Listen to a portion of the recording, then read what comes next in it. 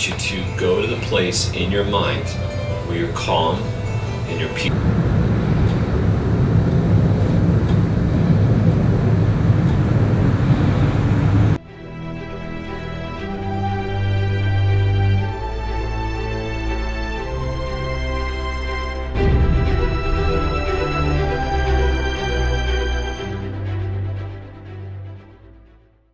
Good morning, everybody. So, what you just saw me doing there was a little bit of ROM WOD. I actually subscribed to that, I don't know, like 2.5 months ago. It's been great. I used to do a lot of mobility stuff. I do a little bit of stretching, but since I personally, I didn't have like a lot of different stretches that I was doing on my own, I decided to get ROM WOD, and it's been great. Now, what I want to talk about a little bit right now, actually first, let me talk about this past weekend's workout. I believe I deadlifted 620 for 3 sets of doubles. Come on, Nsima, this way, let's go. Let's just come on. And then I may have squatted also. I think I squatted 515 for 4 sets of triples the day prior to that.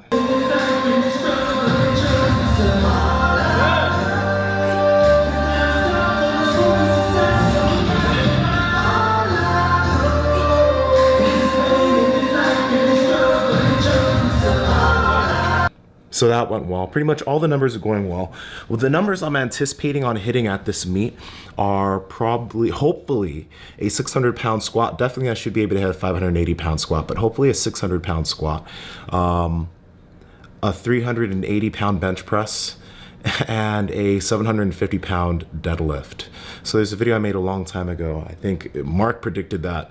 He was like, I should be able to hit 700. And honestly, with the way squat's progressing, I know that sometime next year, I believe I may be able to hit a 700-pound squat.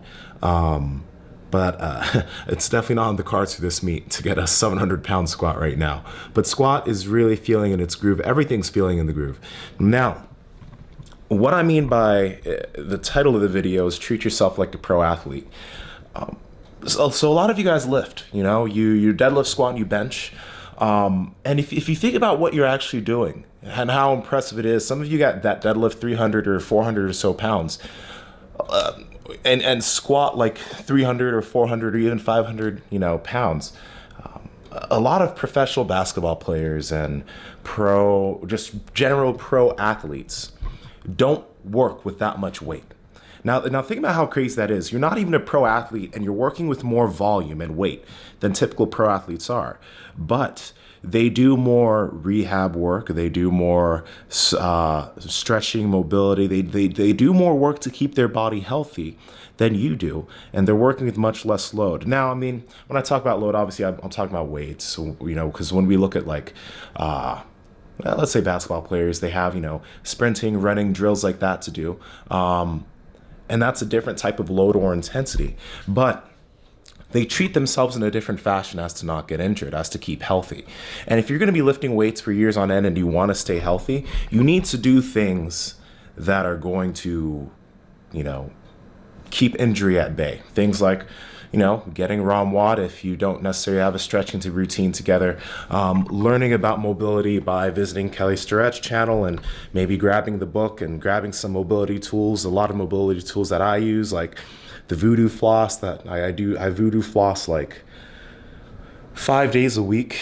My knees, my elbows, my shoulders, I roll. I do a lot of things to keep my muscles mobile. At BJJ, which I'm actually going to right now, a lot of the guys are like, let's say I'm in a shoulder lock. They're they're super surprised at how far my shoulder can go because of how big I am. Like they'd expect me to be immobile, but I'm not. So yeah, just, it's a good idea to get yourself things that are going to help you to stay healthier as an athlete. Because if you're moving all this weight and you're moving all this load, you can't expect not to get injured if you're not taking care of your body. You can't just move this weight forever and not take care of your body and expect for something not to happen. So preventative measures, very important.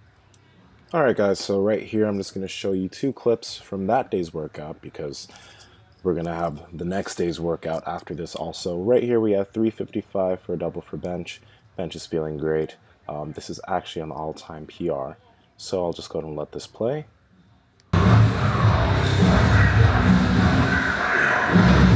on. 1, 2, 3, up, out. Run. More. Run. Way better.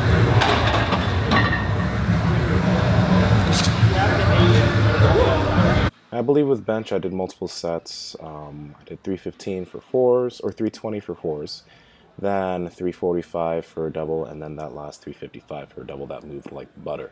But now I did squats 2x6 at 435. Again, nothing really heavy, nothing really crazy this week, and I'll let that play.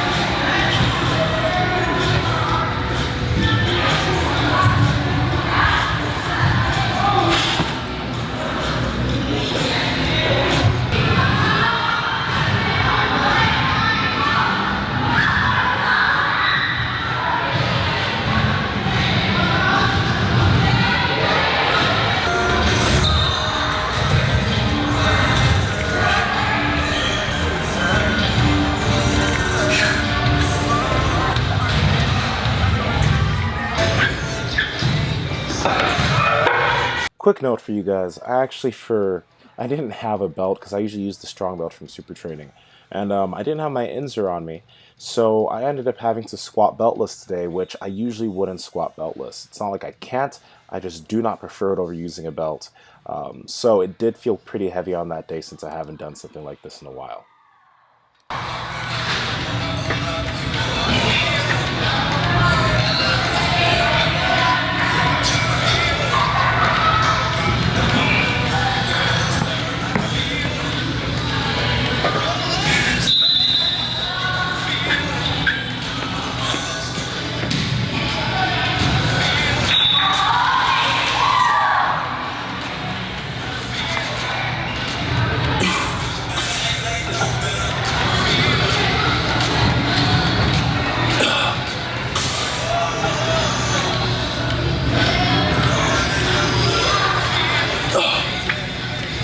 So this is set 2, actually. The mic ended up being off, so there was no sound.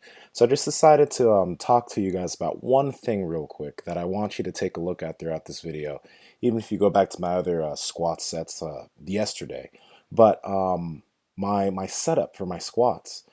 People tend to have really inconsistent setups underneath the bar in the way they dig their back into the bar, drive their hips in to unrack the bar. But one of the biggest things to start your squat off is the way you set it up. If you don't set it up the same way every time, squats, deadlift, bench, you're going to have a very inconsistent lift because you have an inconsistent setup. So that's just one thing I want you guys to watch from what I do when I deadlift, when I squat, when I bench, how I set things up, and how I have just like a very similar setup each time I get underneath the bar, each time I attempt to pull the bar, or each time I attempt to bench the bar. That's something that's really, really, really important, that's somewhat underestimated, and that you should pay attention to for yourself.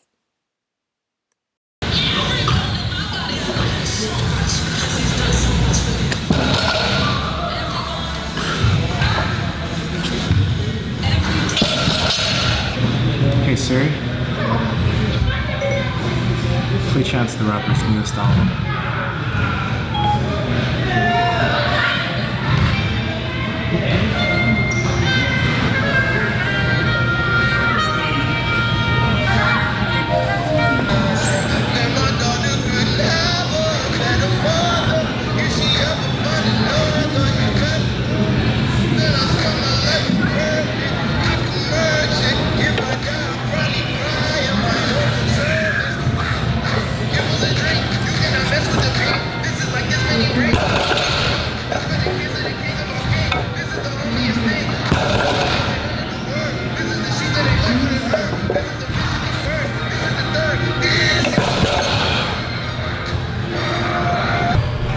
So this is great. The way that first set moved is awesome because I feel really exhausted right now.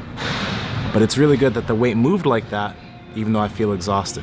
Now, like I've mentioned before, I always say like I've mentioned before, I need to stop saying that.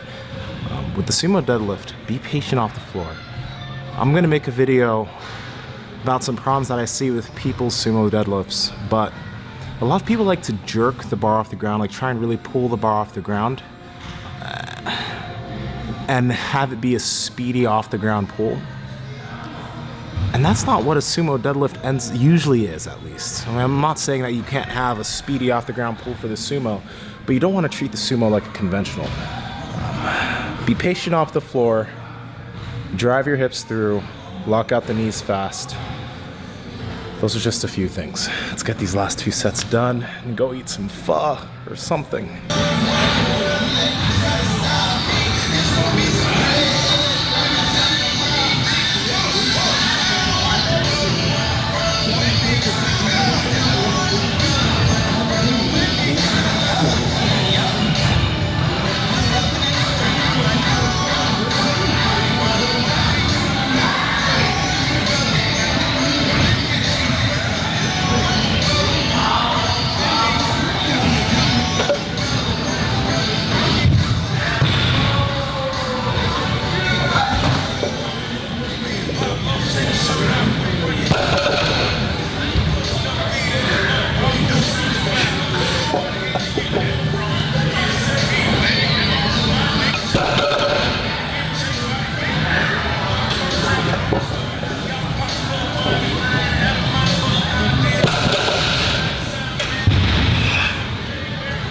Yeah, that was the last set.